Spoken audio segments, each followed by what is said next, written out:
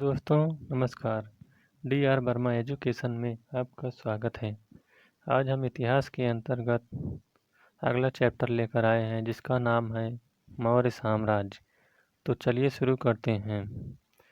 मौर्य वंश का संस्थापक चंद्रगुप्त मौर्य का जन्म 345 ईसा पूर्व में हुआ था।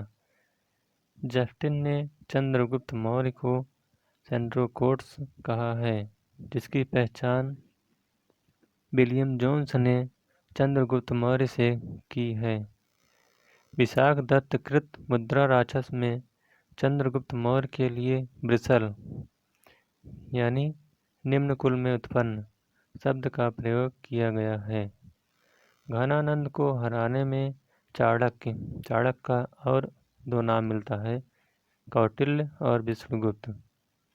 चाणक्य ने चंद्रगुप्त मौर्य की मदद की थी, जो बाद में चंद्रगुप्त का प्रधानमंत्री बना। इसके द्वारा लिखित पुस्तक अर्थशास्त्र है, जिसका संबंध राजनीति से है। चंद्रगुप्त मगध की राजगद्दी पर 322 ईसा पूर्व में बैठा। चंद्रगुप्त जैन धर्म का अनुयायी था। चंद्रगुप्त ने अपना अंतिम समय कर्नाटक के श्रवणबेलगोला नामक स्थान पर बिताया। चंद्रगुप्त ने 305 ईसा पूर्व में सेल्यूकस निकेटर को हराया। सेल्यूकस निकेटर ने अपनी पुत्री कार्नेलिया की शादी चंद्रगुप्त मौर्य के साथ कर दी और युद्ध की संधि शर्तों के अनुसार 4 प्रांत काबुल, कांधार, हेरात एवं मकरान चंद्रगुप्त को दिए। चंद्रगुप्त मौर्य ने जैनी गुरु भद्रभाव से जैन धर्म की दीक्षा ली थी। मेगस्थनीज सेल्यूकस निकेटर का राजदूत था, जो चंद्रगुप्त मौर्य के दरबार में रहता था। मेगस्थनीज द्वारा लिखी गई पुस्तक इंडिका है। मेगस्थनीज के अनुसार सम्राट का जनता के सामने आने के अवसरों पर शोभा यात्रा के रूप में जश्न मनाया जाता है। उन्हें एक सोने के पालकी में ले जाया जाता है। उनके अंगरक्षक सोने और चांदी से अलंकृत हाथियों पर सवार रहते हैं।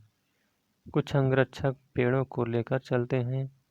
इन पेड़ों पर प्रशिक्षित तोतों का झुंड रहता है, जो सम्राट के सिर के चारों तरफ चक्कर लगाता रहता है।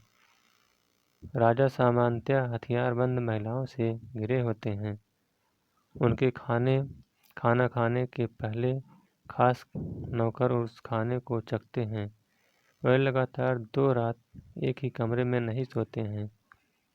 पाटलिपुत्र के बारे में पाटलिपुत्र एक विशाल प्राचीर से घिरा है, जिसमें 570 बुर्ज और 64 द्वार हैं। 2 और 3 मंजिले वाले घर लकड़ी और कच्ची ईंटों से बने हैं। राजा का महल भी काठ का बना है, जिसे पत्थर की नक्काशी से अलंकृत किया गया है। यह चारों तरफ से उद्यानों और चिड़ियों के लिए बने बसेरों से घिरा है। चंद्रगुप्त मौर्य और सेल्यूकस निकेटर के बीच हुए युद्ध का वर्णन एपियालस ने किया। प्लूटार्क के अनुसार चंद्रगुप्त ने सेल्यूकस को 500 हाथी उपहार में दिए थे। चंद्रगुप्त मौर्य की मृत्यु 298 ईसा पूर्व में श्रवणबेलगोला में उपवास द्वारा हो गई थी। बिंदुसार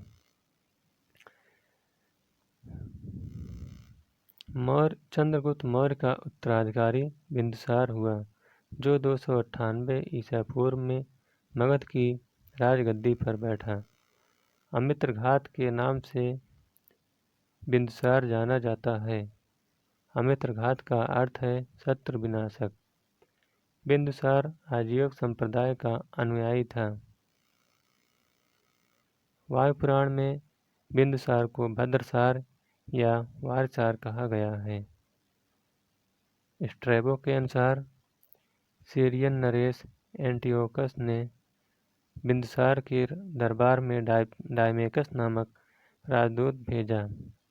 इसे ही मेगास्थनीज का उत्तराधिकारी माना जाता है। जैन ग्रंथों में बिंदुसार को सिंहसेन कहा गया है। बिंदुसार के शासनकाल में तक्षशिला में हुए 2 विद्रोहों का वर्णन है। इस विद्रोह को दबाने के लिए बिंदुसार ने पहले सुसीम को और बाद में अशोक को भेजा। एथीनियस के अनुसार बिंदुसार ने सीरिया के शासक एंटियोकस प्रथम से मदिरा, सूखे अंजीर एवं एक दार्शनिक भेजने की प्रार्थना की। बौद्ध विद्वान तारानाथ ने बिंदुसार को 16 राज्यों का विजेता बताया। अशोक महान।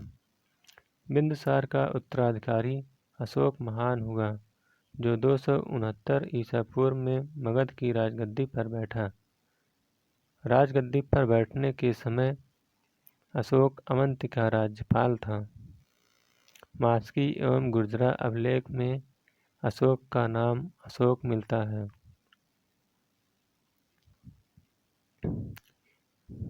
पुराणों में अशोक को अशोकवर्धन कहा गया है। इसके अलावा मास्की एवं गुर्जरा के अलावा नेत्तूर एवं उड़ेगोलन में भी अशोक का नाम अशोक मिलता है। अशोक ने अपने अभिषेक के 8वें वर्ष लगभग 261 ईसा पूर्व में कलिंग पर आक्रमण किया और कलिंग की राजधानी तोसली पर अधिकार कर लिया। प्लिनी का कथन है कि मिस्र का राजा फिलाडेल्फस टालमी द्वितीय ने पाटलिपुत्र में डियानीसियस नाम का एक राजदूत भेजा था। उपगुप्त नामक बौद्ध भिक्षु ने अशोक को बौद्ध धर्म की दीक्षा दी। अशोक ने आजीविकों को रहने हेतु बराबर की पहाड़ियों में 4 गुफाओं का निर्माण करवाया, जिनका नाम कर्ज, चोपार, सुदामा तथा विश्व झोपड़ी था। अशोक के पौत्र दशरथ ने आजीविकों को नागार्जुन गुफा प्रदान की थी। अशोक की माता का नाम सुभद्रांगी था।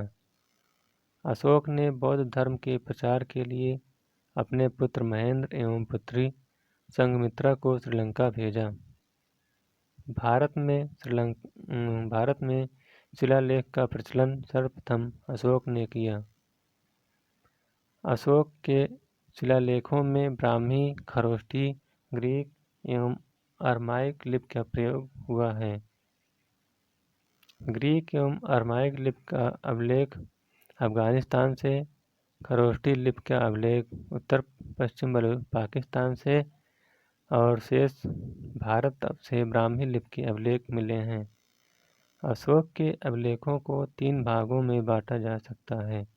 नंबर 1 शिलालेख, नंबर 2 स्तंभलेख और नंबर 3 गुहालेख। अशोक के शिलालेख की खोज 1750 ईस्वी में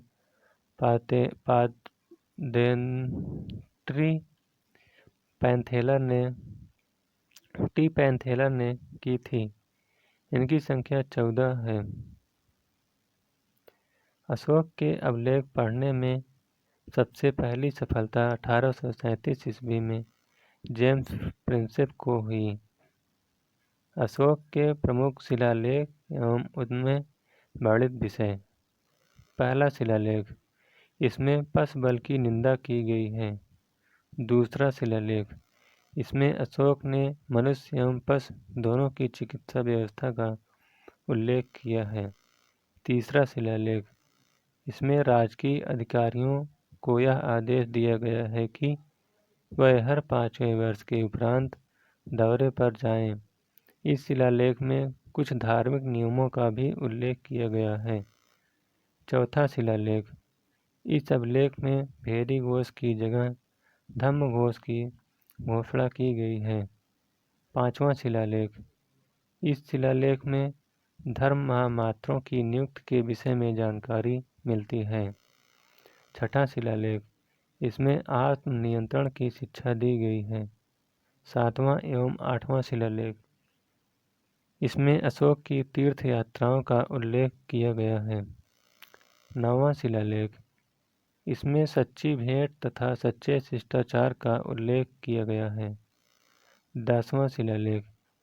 इसमें अशोक ने आदेश दिया है कि राजा तथा उच्च अधिकारी हमेशा प्रजा के हित में सोचें। 11वां शिलालेख। इसमें धम्म की व्याख्या की गई है। 12वां शिलालेख। इसमें स्त्री महामात्रों की नियुक्ति एवं सभी प्रकार के विचारों के सम्मान की बात कही गई है। 13वां शिलालेख। इसमें कलिंग युद्ध का वर्णन एवं अशोक के हृदय परिवर्तन की बात कही गई है।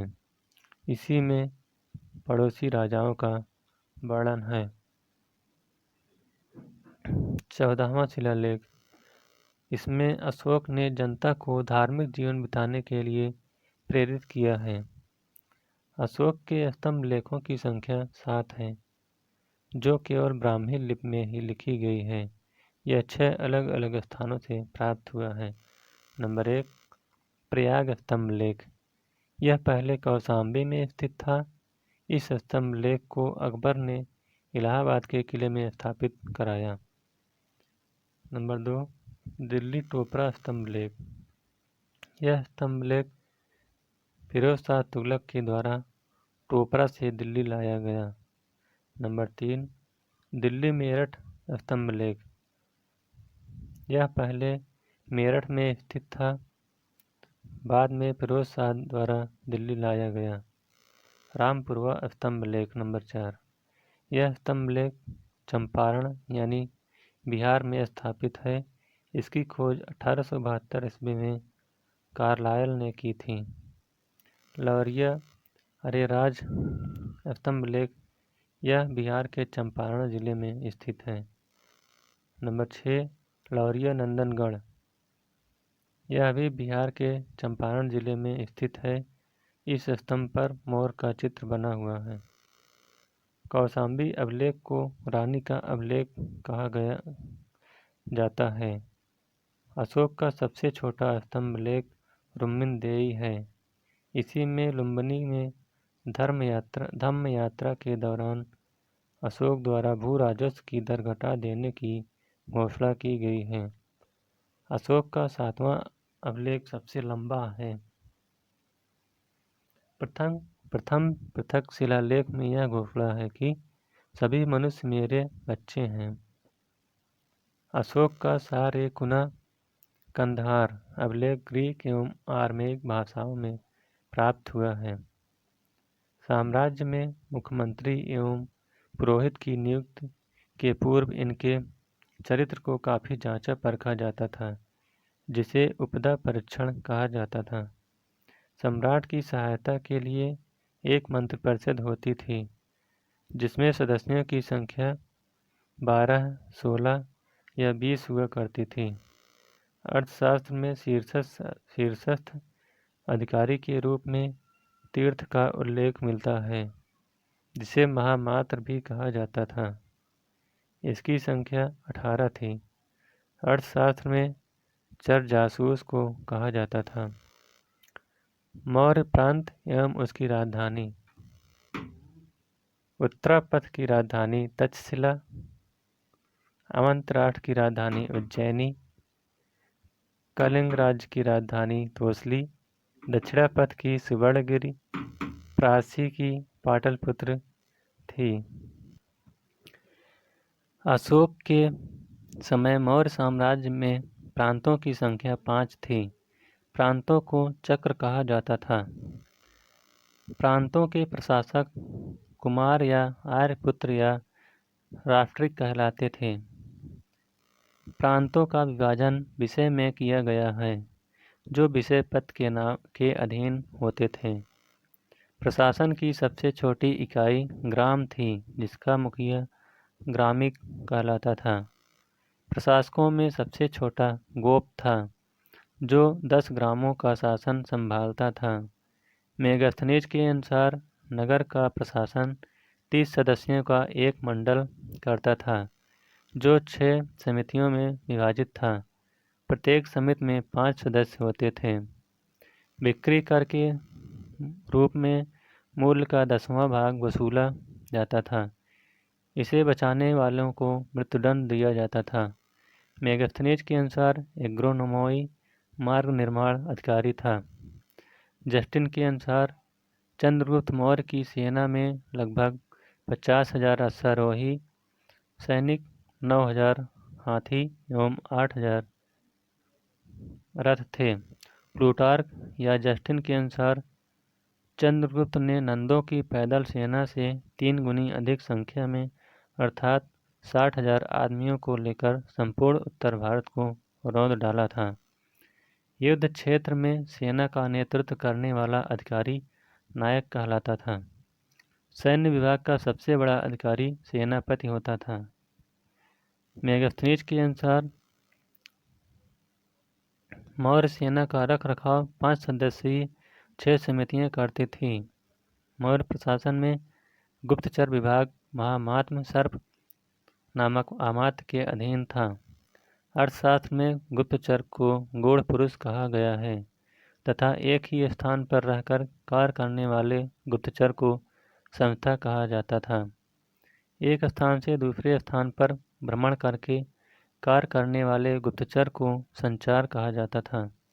अशोक के समय जनपदीय न्यायालय के न्यायाधीश को राजुक कहा जाता था। सरकारी भूमि को सीता भूमि कहा जाता था। बिना वर्षा के अच्छी खेती होने वाली भूमि को अदेव मात्रक कहा जाता था। अर्थशास्त्र में वर्णित तीर्थ मंत्री, प्रधानमंत्री, पुरोहित जो होता था वह धर्म एवं दान विभाग का प्रधान होता था। सेनापति जो होता था वह सैन्य विभाग का प्रधान होता था। युवराज जो होता था वह राजपुत्र होता था। दववारिक जो होता था वह राजकीय द्वार रक्षक होता था। अंतर्वेदिक जो होता था वह अंतःपुर का अध्यक्ष होता था। समाहर्ता का कार्य था आय का संग्रह करना। सन्निधाता नामक अधिकारी राजकीय कोष का अध्यक्ष होता था। प्रशासता यह कारागार का अध्यक्ष होता था। प्रदेष्ठ यह कमिश्नर था। पौर यह नगर का कोतवाल था। व्यवहारिक यह प्रमुख न्यायाधीश था। नायक यह नगर का रक्षा करने वाला अध्यक्ष था। कर्मांतिक यह उद्योगों एवं कारखानों का अध्यक्ष था। मंत्रिपरिषद यह अध्यक्ष होता था। दंडपाल यह सेना का सामान एकत्र करने वाला अधिकारी होता था। दुर्गपाल यह दुर्ग का रक्षक होता था और अंतपाल यह सीमावर्ती दुर्गों का रक्षक था। प्रशासनिक समिति एवं उसके कार्य। समिति और कार्य। प्रथम समिति यह उद्योग एवं शिल्प कार्य का निरीक्षण करती थी। द्वितीय समिति यह विदेशियों की देखरेख करती थी। तृतीय समिति यह जन्म मरण का विवरण रखती थी। चतुर्थ समिति यह व्यापार एवं वाणिज्य की देखभाल करती थी। पंचम यह निर्मित वस्तुओं के विक्रय का निरीक्षण करती थी और कस्टम समिति यह बिक्री कर वसूल करना था। सैन्य समिति एवं उनके कार्य। प्रथम समिति यह जल सेना की व्यवस्था करता था। द्वितीय समिति यह यातायात एवं रसद की व्यवस्था करता था। तृतीय समिति यह पैदल सैनिकों की देखरेख करता था। चतुर्थ समिति यह अश्वारोहियों की सेना की देखरेख करता था। पंचम समिति यह गज सेना की देखरेख करता था यानी हाथी सेना की। षष्ठ समिति यह रथ सेना की देखरेख करता था। मेगास्थनीज ने भारतीय समाज को 7 वर्गों में विभाजित किया है। नंबर 1 दार्शनिक, नंबर 2 किसान, नंबर 3 अहीर, नंबर 4 कारीगर, नंबर 5 सैनिक, नंबर 6 निरीक्षक, नंबर 7 सभासद। स्वतंत्र वेश्यावृत्ति को अपनाने वाली महिला रूपा जीवा कहलाती थी। नंद वंश के विनाश करने में चंद्रगुप्त मौर्य ने कश्मीर के राजा प्रवर्तक से सहायता प्राप्त की थी। मौर्य शासन 137 वर्षों तक रहा। मौर्य वंश का अंतिम शासक बृहद्रथ था। इसकी हत्या इसके सेनापति पुष्यमित्र शुंग ने 185 ईसा पूर्व में कर दी और मगध पर शुंग वंश की नींव डाली। तो इस प्रकार से यह चैप्टर मौर्य साम्राज्य का समाप्त होता हुआ। अगर ये वीडियो आपको अच्छा लगे तो वीडियो को लाइक शेयर और चैनल को सब्सक्राइब करिएगा। Thank you.